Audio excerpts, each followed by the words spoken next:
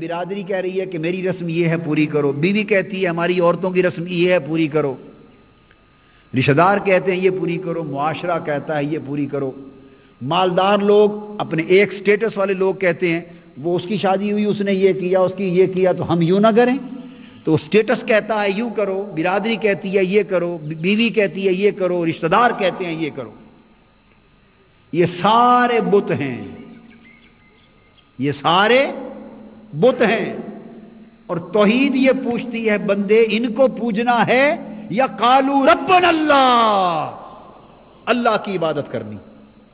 میرا رب اللہ ہے، بول کدھر جانا؟ ہمارا حال یہ ہے کہ ہم نے اللہ کو صرف مسجد کے لیے سجا کے رکھا ہوا ہے کہ نماز اس کی پڑھنی ہے، باقی کاموں میں سارے بت قبول ہیں، حتیٰ کہ انسان کا ذوق اور اس کی طلب اور اس کی خواہشیں ان میں بھی توحید کا دخل ہے۔ اگر انسان اپنی خواہشوں کو اللہ کی رضا کے تابع کر دے،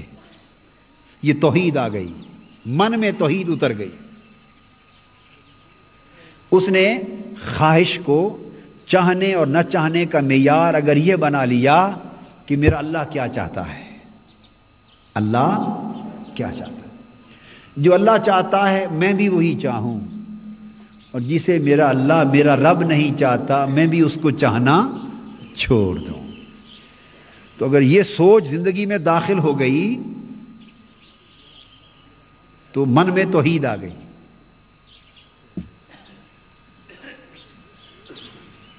رضا، خوشی اور ناراضگی میں بھی یہ تصور آ جائے، فکر میں بھی یہ تصور آ جائے، تو یوں دیکھیں کہ فکر اور عمل کی پوری زندگی اگر ایک سوچ کے تابع ہو جائے، ایک سوچ کے تابع ہو جائے کہ ان الحکم الا للہ، حکم تو اللہ کا ہے، اور رسول کا حکم بھی اللہ ہی کا حکم ہوتا ہے، یعنی حکم اللہ اور اس کے رسول کا ہے اور کسی کی بات نہیں۔ ہماری سمجھ میں تو یہ توحید آئی ہے، آج یہ توحید سننے کو ہی نہیں ملتی، یہ توحید نہ سننے کو ملتی ہے نہ برتنے کو ملتی ہے، اور جو لوگ ایسی توحید برتنے لگ جائیں، ایسی توحید برتیں عمل میں لائیں، وہ پھر توحید کو چکھ لیں گے، وہ توحید کا ذائقہ چکھیں گے، اس کا پھل چکھیں گے، پھر ان کو اس کا نشہ آئے گا، اس کا سرور آئے گا۔ پھر جس آدمی کو توحید نصیب ہو جاتی ہے وہ آدمی نرالا آدمی ہوتا ہے۔ توحید ایک کو ماننا ہے، توحید ایک کو ماننا ہے، اور جس کے من میں توحید آ جائے وہ بندہ بھی پھر یکتا ہی ہو جاتا ہے، وہ بندہ بھی یکتا اور نرالا ہو جاتا ہے، اس کی شان یکتائی چمکنے لگتی ہے اس بندے میں، وہ بندہ اس کی شان یکتائی کا مقام بندگی پر مظہر بن جاتا ہے، وہ بھی یکتا نظر آتا ہے، جدا دکھائی دیتا ہے، وہ اپنی زندگی کا ایک پیمانہ بنا لیتا ہے۔ یہاں سے زندگی کی تبدیلی کا آغاز ہوتا۔ میں دیکھتا ہوں کہ لوگ اور ہم لوگ دین کے مشن سے وابستہ بھی ہوتے ہیں اور وابستہ ہیں بھی، مصطفی انقلاب کا نام بھی لیتے ہیں، اقامت دین کی بات بھی کرتے ہیں، دعوت، تربیت، تنظیم، تحریک، انقلاب، سارے مرحلے بھی یاد کیے ہوئے ہیں،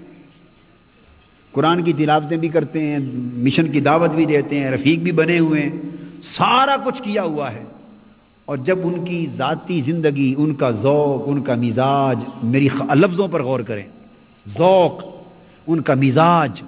ان کے طور طریقے، ان کے برتاؤ، ان کا اخلاق، ان کے میل ملاپ، اٹھنے بیٹھنے کے انداز، جب پوری زندگی پہ نظر ڈالتے ہیں سرے سے کوئی تبدیلی نظر نہیں آتی، پوری دنیا داری کوٹ کوٹ کر ادھر بھی نظر آ رہی ہے، ادھر بھی نظر آ رہی ہے، اور مشن خالی ایک واز تبلیغ کا عمل رہ گیا ہے۔ اس سے بڑی منافقت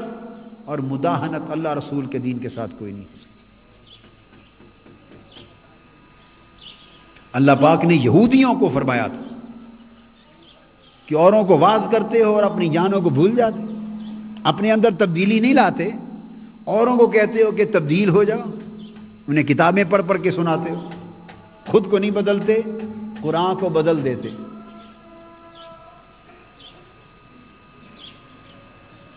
تو تحریک منہاج القرآن کے رفقا اراکین، آپ آج اپنے من میں ڈوب جائیں، اپنے گریبانوں میں جھانکیں، ابھی بھی جھانکیں، بعد میں بھی جھانکیں، اور پورے 10 دن جھانکتے رہیں۔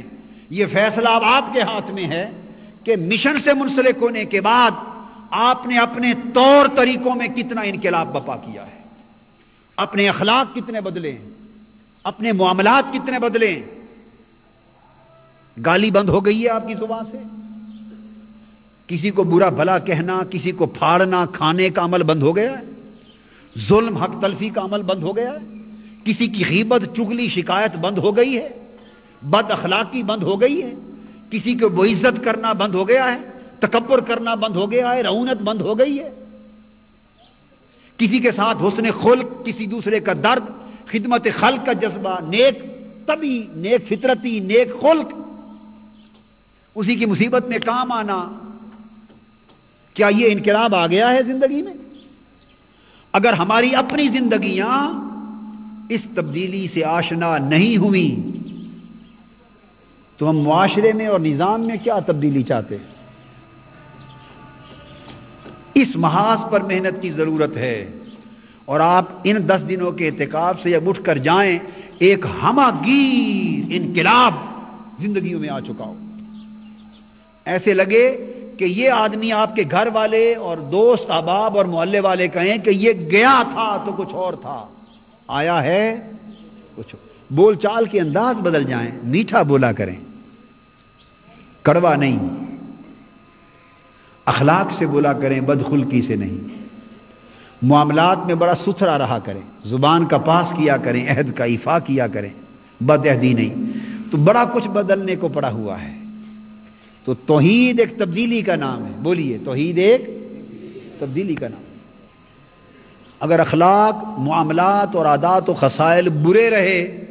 اور نماز اللہ کے حضور پیش رہی، باقی کام شیطان کے سپرد رہے، تو یہ شرک ہے، یہ ایک طرح کا شرک ہے۔ تو یہ جو ہے نا ان الذین قالوا ربنا اللہ، یہ بس یوں ہی گزر جانے والی شے نہیں ہے، یہ تو اتنا بڑا اعلان ہے کہ بس انسان اس کو بار بار پڑھے اور اپنے من میں گم ہو جائے، سوچتا چلا جائے کہ کہاں سے آواز آ رہی ہے میرا رب اللہ ہے۔ آپ دیکھیں گے کہیں سے بھی نہیں آ رہی سوائے زبان کے۔ اخلاق بھی بولیں ہمارا رب اللہ ہے،